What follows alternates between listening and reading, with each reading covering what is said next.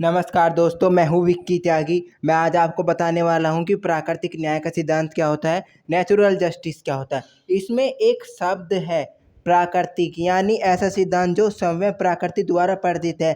स्वयं ईश्वर यानी भगवान की बात हो रही है। सृष्टि की जब संरचना हुई, ईश्वर ने जब सृष्टि की रचना की थी, तो ऐसे सिद्धांत जो ईश्वर द्वारा दिए गए हैं, प्रकृति द्वारा प्रदत्त हैं, इस वजह से इसका नाम है प्राकृतिक न्याय का सिद्धांत। विश्व के सभ्य देशों में प्राकृतिक न्याय के सिद्धांत का एक विशेष महत्व है।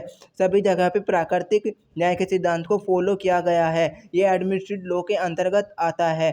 ये कानून का महत्वपूर्ण सिद्धांत है। विश्व के जितने भी सभ्य राष्ट्र हैं, इंग्लैंड, अमेरिका, नेपाल, भारत, सभी राष्ट्रों में वहाँ के जो विधि व्यवस्था है उसमें इसका पालन होता है। इसका पालन करना ये बताता है कि वहाँ की जो कानून व्यवस्था है वह ठीक है। इसे नेचुरल सिद्धांत इसलिए कहा जाता है क्योंकि ये नेचुरल प्राकृतिक प्रदत्त प्रिंसिपल है, यानी कि जो जीवन है उसके ऊपर ये है। ये ईश्वर द्वारा दिया गया एक सिद्धांत है, नेचर द्वारा।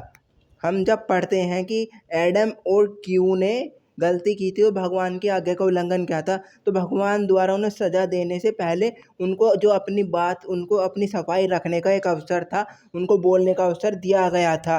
जब भी कानून व्यवस्था किसी व्यक्ति के खिलाफ विचारण चलाती है, ट्रायल चलाती है, तो उस व्यक्ति को अपनी बात रखने का अवसर दिया जाता है, राइट टू बी हियर, यानी कि सुनवाई का अवसर। प्राकृतिक न्याय सिद्धांत का एक महत्वपूर्ण काम है। इसमें ऑल जुडिशल, जहाँ पर भी न्यायिक कार्य हो रहे होते हैं, यह वहाँ पर लागू होता है। जैसे सुप्रीम कोर्ट में, सर्वोच्च न्यायालय में, उच्च न्यायालय में, डिस्ट्रिक्ट कोर्ट में, सेशन कोर्ट में, हर जगह इसको लागू करा जाता है और फॉलो करा जाता है। क्वाजी जुडिशल, यानी कि जहाँ पे अर्ध न्यायिक कार्य भी हो रहे होते हैं, वहाँ पर भी जहाँ पे सुनवाई होती है, जहाँ पे कुछ कार्य जो होते हैं प्रशासनिक होते हैं और कुछ न्यायिक कार्य होते हैं, वहाँ पर भी सिद्धांत को फॉलो करा जाता है। और इसके जो काइंड्स हैं, रूल्स होते हैं, इसके 4-5 रूल्स बता रखे हैं। पहला रूल है इसका, रूल अगेंस्ट बेस, यानी कि पक्षपात के विरुद्ध नियम। अगर ये कहता है जब किसी व्यक्ति के खिलाफ कोई प्रोसीडिंग हो रही है, पक्षपात नहीं होना चाहिए। मतलब जो जज होना चाहिए वो जज should be no favour of any party. यह कहा जाता है कि किसी के साथ पक्षपात नहीं होना चाहिए।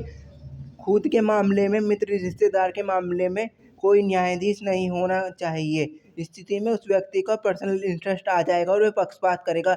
जो जज है वो दोनों पार्टी को पक्षपात से देखेगा। रूल अगेंस्ट माना जाएगा इसको। और इसमें एक महत्वपूर्ण सिद्धांत और है, एक उदाहरण। जब भस्मासुर ने गलती की थी तो भगवान शिव ने भी उसको अपनी जो बात है रखने का पूरा अवसर दिया था। और इसका एक इम्पोर्टेंट वाक्य है जो इंग्लिश में, justice should not only be done but must also be seen to be done, यानी कि इसका मतलब है जो न्याय है वह केवल होना नहीं चाहिए बल्कि होता हुआ दिखाई भी देना चाहिए। तो ये नियम कहता है कि अगर कहीं पर न्यायिक कार्य हो रहा है तो जो न्याय है वो दिखना चाहिए, यानी कि जो न्याय है वो होना भी चाहिए। और फिर आते हैं जो इसका उचित विचारण, यानी कि रूल ऑफ फेयर हियरिंग, इसका दूसरा रूल। उचित विचारण होना चाहिए, अनुचित विचारण नहीं होना चाहिए। इसको कहते हैं ओल्डी अल्टम पार्टम। ना सिर्फ सुना जाना चाहिए बल्कि पर्याप्त समय देना चाहिए। हर व्यक्ति को अपना पक्ष रखने का अधिकार है। बचाव में कोई डॉक्यूमेंट, अपने बचाव में कोई साक्ष्य देना चाहता है, एविडेंस, विटनेस दे सकता है, दूसरे पक्ष को भी सुना जाए।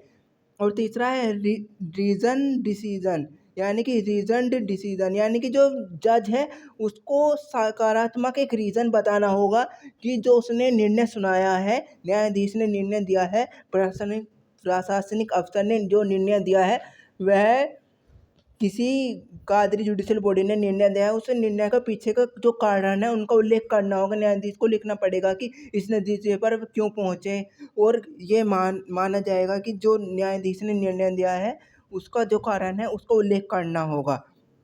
और इसका चौथा पॉइंट है वैध अपेक्षा का सिद्धांत। यह कहता है कि वैध प्रशासनिक आचरणों द्वारा उठाई गई अपेक्षा का सम्मान किया जाना चाहिए और उन्हें पूरा किया जाना चाहिए, कम से कम सार्वजनिक हित के लिए, जब तक कि बेहतरी के लिए अन्याय की मांग ना हो। धन्यवाद। मेरे चैनल को सब्सक्राइब करें अगर आपको वीडियो पसंद आई हो, और हम एक ऐसा वो चला रहे हैं जिससे हम लोगों की जानकारी दे सकें।